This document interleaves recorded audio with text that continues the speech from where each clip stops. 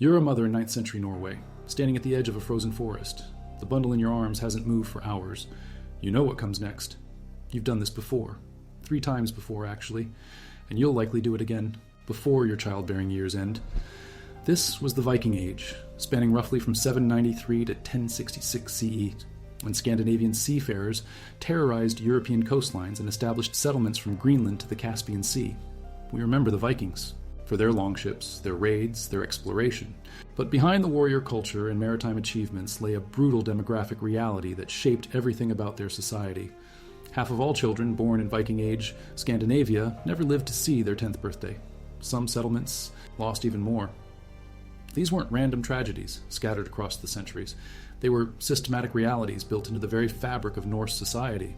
What you're about to discover comes from archaeological excavations, contemporary chronicles, saga literature, and the bones themselves. Thousands of tiny skeletons that tell a story of childhood in one of history's harshest societies. The evidence still exists today, preserved in mass burial sites across Scandinavia, chronicled in runic inscriptions, detailed in law codes, and written into the sagas that Viking descendants would record generations later. But before we continue, if you enjoy learning about the darker realities of history that shaped our world, consider subscribing to the channel and let me know in the comments where you're watching from. I'm always curious to see how far these stories travel. Let's begin with the moment that determined whether a Viking child would live or die, and it happened within minutes of birth. The first decision. In Viking society, a newborn wasn't considered truly alive until the father made a specific choice. The midwife would place the infant on the ground, and the father would either lift the child up, formally accepting it into the family, or turn away. This ceremony, called the recognition ritual, appears throughout saga literature and was legally binding across Scandinavian communities. If the father turned away, the child's fate was sealed. The practice of infant exposure, leaving unwanted babies to die in the wilderness, was completely legal under Viking law codes. The Icelandic Gragas laws, recorded in the 12th century but reflecting earlier practices, explicitly permitted exposure until the child had taken its first food. After that point, killing the child became murder. But before that first feeding, it wasn't even considered killing. Archaeological evidence supports what the written sources tell us. Infant skeletons have been found in unusual locations, outside cemetery boundaries, in middens, under house floors. At the Viking Age settlement of Gimestad in Norway, archaeologists discovered infant remains deliberately placed in post holes during construction. These weren't burials, they were disposals. The reasons for exposure varied, but they were grimly practical. Deformed infants were almost always exposed. The sagas are explicit about this. The saga of Gunnlaug's serpent tongue mentions it matter-of-factly, as does the saga of Thorstein Oxfoot. If a child was born with visible disabilities, twisted limbs, or facial deformities, exposure was expected. The Old Norse term for this was utburder, literally carrying out. But deformity wasn't the only death sentence. Economics played an equally brutal role. If a family couldn't afford another mouth to feed, if the harvest had been poor, if the father was going on a raid and wouldn't return for months, exposure became a form of resource management. Female infants faced higher rates of exposure, particularly in poorer families. Sons could become warriors, traders, farmers. Daughters required dowries. The practice was so normalized that it appears in Norse mythology itself. Even the god Odin was nearly exposed as an infant in some versions of the myths. The Prose Edda mentions that deformed children should be exposed at a place called Daradar Leiti, suggesting designated exposure sites existed in many communities. Weather-determined method. In winter, infants were left in the snow. Death came within hours.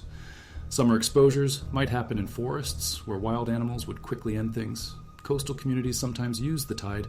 The archaeological record shows that some exposed infants were weighted down with stones, ensuring they couldn't crawl back even if they somehow survived the first night. What's particularly chilling is how the practice continued even after Iceland, officially converted to Christianity in the year 1000. The conversion agreement specifically allowed 3 practices to continue in private: eating horse meat, conducting pagan sacrifices, and exposing infants. It would take another century before Christian pressure finally ended legal infanticide. The survival lottery.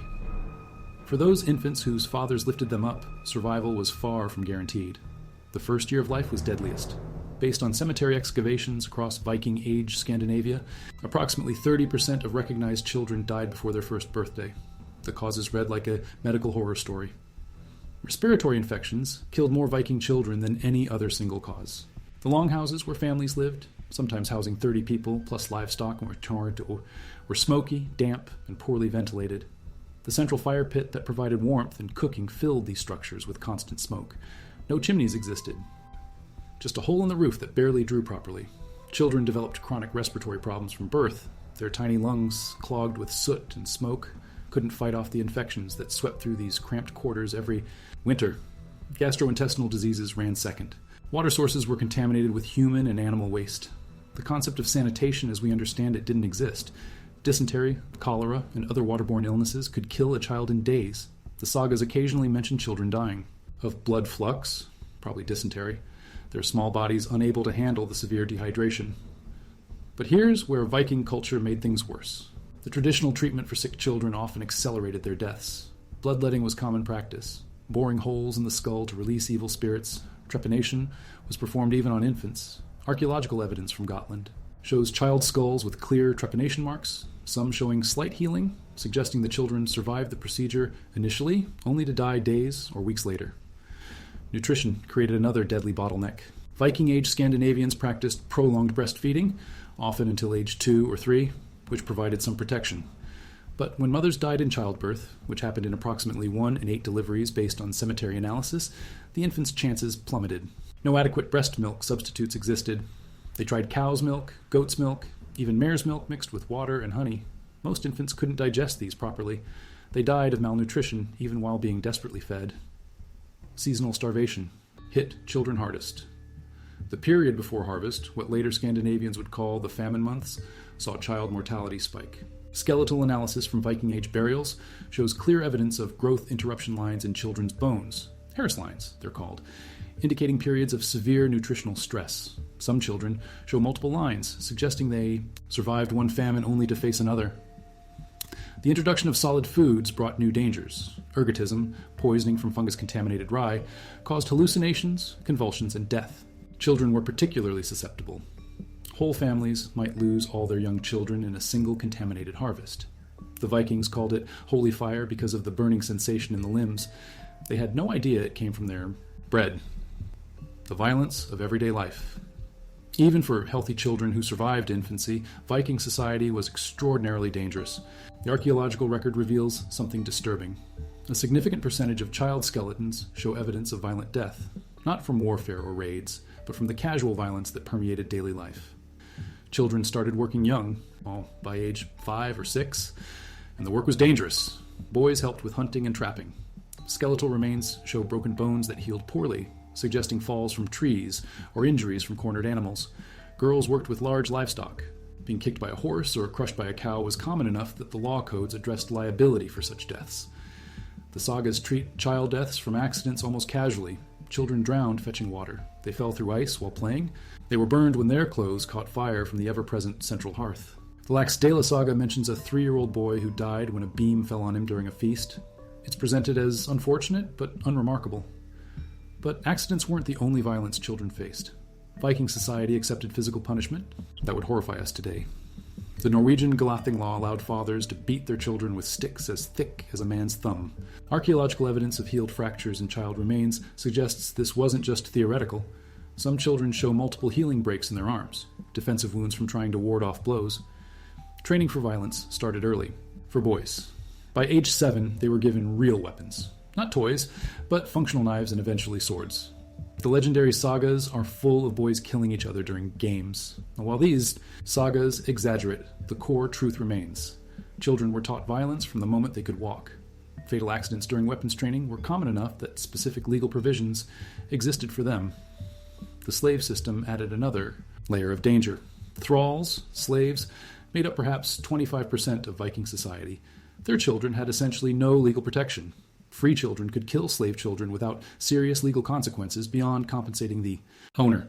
Mass burial sites and trading centers like Burkas and Hedeby contained disproportionate numbers of children showing signs of violent death, likely slaves disposed of when they became inconvenient. Raids and warfare, while not the primary killers, took their toll. Like when Vikings raided each other, and they did constantly, children were legitimate targets. The Orkneyinga saga describes raiders deliberately burning a hall with women and children inside. Archaeological evidence from fortified sites shows child skeletons with weapon trauma. Sword cuts, axe wounds, arrowheads still embedded in bone. disease, and plague. The Vikings were travelers, traders, and raiders who connected disparate parts of the world, and with that connection came disease. Epidemic diseases that arrived through trade routes could devastate entire communities, and children died in the highest numbers. Smallpox swept through Scandinavia repeatedly during the Viking Age.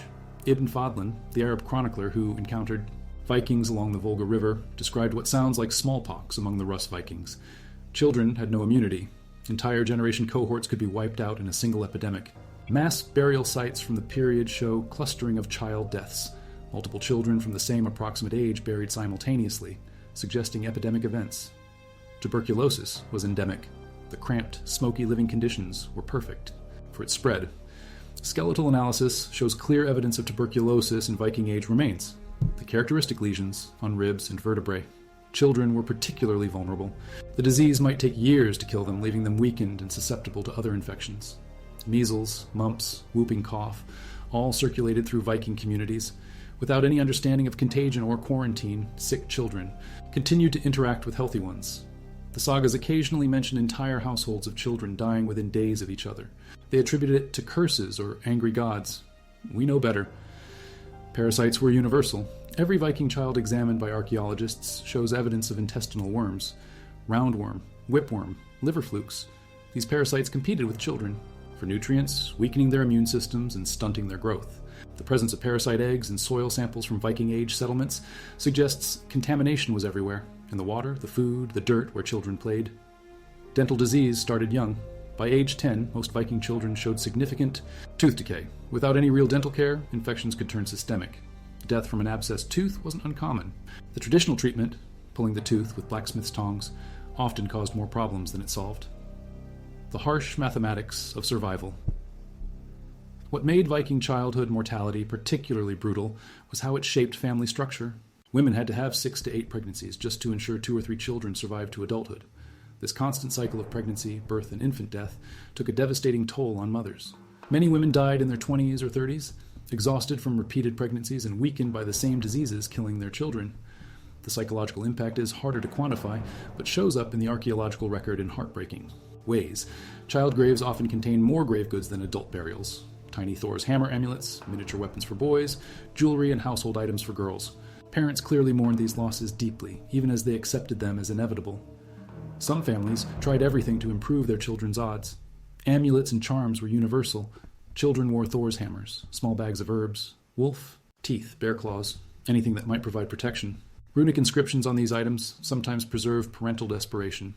One child's amulet from Gotland reads, "May Thor protect this little one." Names reflected this anxiety. Children often weren't given their real names until they'd survived the most dangerous early years. Instead, they had nicknames or temporary names. If they died young, they hadn't used up a valuable family name that could be given to the next child. It's coldly practical and deeply sad. The practice of fostering, sending children to be raised by other families, partially developed as a hedge against complete family destruction. If disease struck one household, at least some children might survive elsewhere. Foster relationships created political and economic bonds, but they also distributed risk. A family might lose their biological children, but have foster children survive, ensuring someone to care for them in old age. The economics of death. Child mortality shaped Viking economics in profound ways. The labor value of children who survived increased dramatically because so many didn't. By age 10, a surviving child was a proven asset. They demonstrated resilience, strength, and luck. These survivors entered marriage negotiations and apprenticeships with enhanced value. The slave trade partially existed to replace dead children. Viking raiders specifically targeted young slaves who'd already survived the dangerous childhood years in their own cultures. These pre-selected survivors were valuable, precisely because they'd already beaten the odds. Trading posts like Hedeby and Burka processed thousands of child slaves annually, replacing the demographic gaps left by dead Scandinavian children. Inheritance law adapted to high mortality.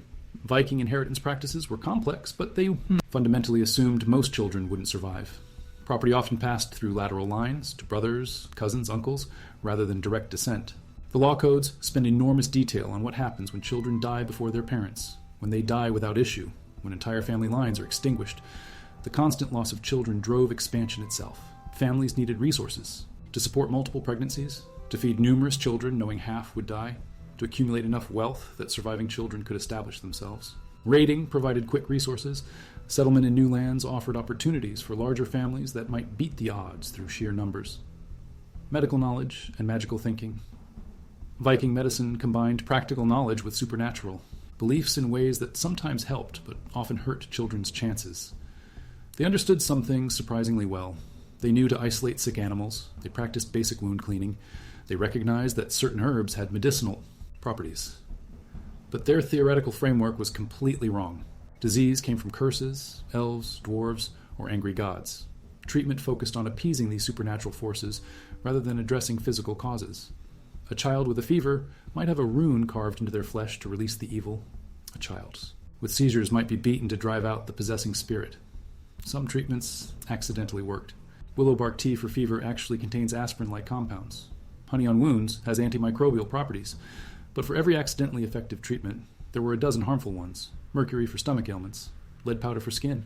Conditions: boring holes in the skull for headaches. The role of the vulva, the seeress or wise woman, in child health care was complex. These women held real medical knowledge passed down through generations. They knew which herbs could ease. Birth, which could reduce fever, which could calm a colicky baby. But they wrapped this knowledge in ritual and magic that could delay or prevent effective treatment. Children with disabilities faced particular challenges. While some disabled adults held respected positions in Viking society, the sagas mention blind skalds and one-handed warriors. Disabled children rarely survived long enough to reach these positions. Without modern supportive care, children with severe disabilities died young from secondary complications. Mental illness or developmental disabilities were completely misunderstood. Children showing signs of what we now recognize as autism or intellectual disability were often considered changelings. Fairy children swapped for human babies. The recommended treatment was abuse designed to make the fairies take their changeling back. These children rarely survived such treatment. Seasonal patterns of death. Winter killed more Viking children than any other season, but not just from cold. The months from November to March were deadly for interconnected reasons that created cascading mortality. Food stores ran low by late winter. Children got smaller portions as families rationed. Malnutrition weakened immune systems, just as respiratory infections peaked. The archaeological record shows clear seasonal burial patterns. Child graves cluster in late winter and early spring. Indoor air quality reached its worst in winter. Longhouses were sealed against cold, trapping smoke, carbon monoxide, and disease. Tuberculosis and other respiratory infections spread rapidly through these enclosed spaces. Entire families of children might sicken simultaneously, overwhelming parents' ability to provide care. Vitamin D deficiency became acute by winter's end. Without understanding the connection between sunlight and health, Vikings couldn't address the rickets that weakened children's bones and immune systems. Skeletal remains show evidence of severe rickets in many Viking children. Bowed legs, deformed rib cages, weakened teeth. But spring brought its own dangers. As food supplies dwindled before the new harvest, desperate families turned to dangerous alternatives. Spoiled grain, questionable preserved meats, and starvation foods like tree bark caused waves of poisoning. Children's smaller bodies and faster metabolisms made them more vulnerable to toxins. Summer wasn't safe either. Dysentery peaked in warm months when water sources became most contaminated. Food spoiled quickly without refrigeration. Children playing outside encountered dangerous animals, swift rivers, and accidents. The freedom of summer meant less supervision and more opportunities for fatal mishaps. Autumn's harvest season saw exhausted children injured by farm equipment or animals. The rush to prepare for winter meant safety was secondary to speed. Children as young as 5 worked dawn to dusk during harvest. Accidents were inevitable and often fatal. The role of religion. The conversion to Christianity, beginning in the 10th century and continuing through the 11th, did eventually improve child survival rates, though not immediately and not for the reasons missionaries claimed. Christian doctrine opposed infanticide, though as mentioned, Iceland negotiated an exception that lasted decades. But the gradual elimination of exposure did mean more children got the chance to survive those critical first years. Church records from newly Christian areas show baptismal records increasing as exposure decreased. Monasteries introduced new medical knowledge from continental Europe and the Mediterranean. While much of it was still wrong by modern standards, it represented an improvement over some traditional practices. Monastic infirmaries provided care for sick children whose families couldn't afford treatment. Christian burial practices provide our best demographic data. Pagan burial practices varied: cremation, ship burials, mound burials, making systematic analysis difficult. Christian cemeteries, with their organized rows and consistent practices, allow archaeologists to study mortality patterns more effectively. But Christianity also brought new dangers. Crusading ideology would eventually send young Scandinavians to die in foreign lands. Strict fasting requirements weakened already malnourished children. The concept of original sin added psychological burdens to the already harsh realities of childhood. The Church's opposition to traditional healers eliminated some harmful practices, but also destroyed generations of accumulated medical knowledge. Wise women were increasingly viewed with suspicion. Their herbal knowledge, imperfect but sometimes effective, was suppressed as pagan superstition. Comparative perspectives. It's important to note that Viking childhood mortality, while shocking, by modern standards, wasn't unusual for the medieval period. Contemporary Anglo-Saxon, Frankish, and Slavic societies showed similar patterns. What makes the Viking case particularly instructive is the quality of evidence available. The saga literature, while written down later, preserves cultural memories of childhood death as a routine fact of life. Law codes address child mortality in detail. Archaeological preservation in Scandinavian soil is exceptional. Together, these sources provide an unusually complete picture of childhood in a pre-modern society. Chinese records from the Tang dynasty, contemporary with the Viking Age, suggest similar mortality rates. Islamic sources from the Abbasid Caliphate describe comparable challenges. The universality of high childhood mortality shaped all medieval societies, but each culture's specific responses created unique patterns. What distinguished Viking society was the combination of environmental harshness, cultural violence, and extensive travel networks that exposed children to unusual varieties of danger. A Viking child might die from Greenlandic cold, Mediterranean disease, or Slavic arrows, a diversity of threats unknown to more sedentary populations. The survivors. Those who survived to age 10 had beaten terrible odds. They were tough, lucky, or both. These survivors shaped Viking society's reputation for hardiness and violence. They'd been selected by the harshest possible process. Physical examinations of adult Viking skeletons often show evidence of childhood trauma, healed breaks, growth interruption lines, evidence of childhood diseases. These people carried the scars of their survival into adulthood. They knew death intimately from their earliest memories. This shaped psychology in ways we can only imagine. Growing up surrounded by dying siblings, watching parents bury child after child, knowing your own survival was far from guaranteed. This created a particular worldview. The Viking acceptance of fate, their celebration of dying well, their emphasis on reputation over longevity, all make more sense in this context. The sagas celebrate young heroes who showed exceptional strength or courage, but reading between the lines reveals these were survivors of a brutal selection process. When Egil Skallagrimsson killed another child at age 7, it wasn't just precociousness, it was the violence necessary to survive in that society. Women who survived childhood faced the additional trial of their own pregnancies. Having watched their mothers die in childbirth, having buried numerous siblings, they entered marriage knowing what awaited.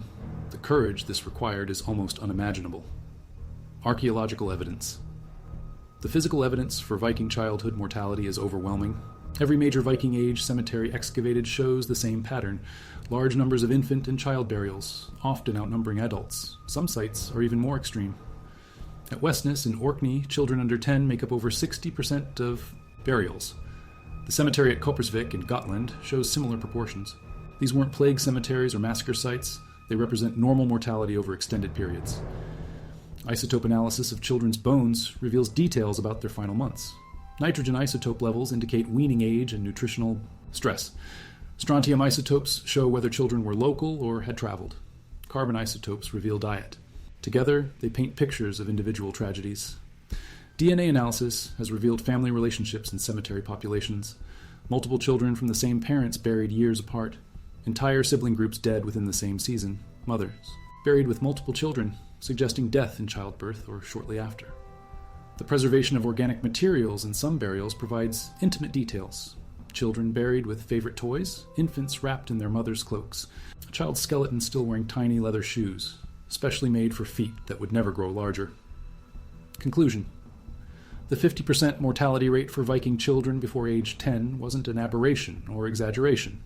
It was the documented reality of life in medieval Scandinavia, supported by archaeological evidence, written sources, and demographic analysis. Every aspect of Viking society, from inheritance law to expansion patterns, from religious practices to family structure, was shaped by this brutal fact. Understanding this helps us comprehend the Vikings not as mythological super warriors, but as humans navigating an extraordinarily harsh world. Their violence makes more sense when we realize it was learned from infancy in a society where death was omnipresent. Their expansion makes more sense when we understand the demographic pressures they faced. Their fatalism makes more sense when we realize most people had buried multiple children. Modern Scandinavians are descended from the survivors of this selection process, repeated generation after generation for centuries. The genetic and cultural legacy of surviving Viking childhood shaped populations and personalities in ways we're only beginning to understand. But perhaps most importantly, this history reminds us how recently humanity escaped such mortality rates. What Viking parents accepted as inevitable, we now consider tragedy. Antibiotics, vaccines, sanitation, nutrition, these aren't just medical advances. They're the difference between burying 5 children and raising 5 children. The small skeletons in Scandinavian museums aren't just archaeological artifacts. They're reminders of humanity's long struggle against infant mortality, a struggle the Vikings lost more often than they won.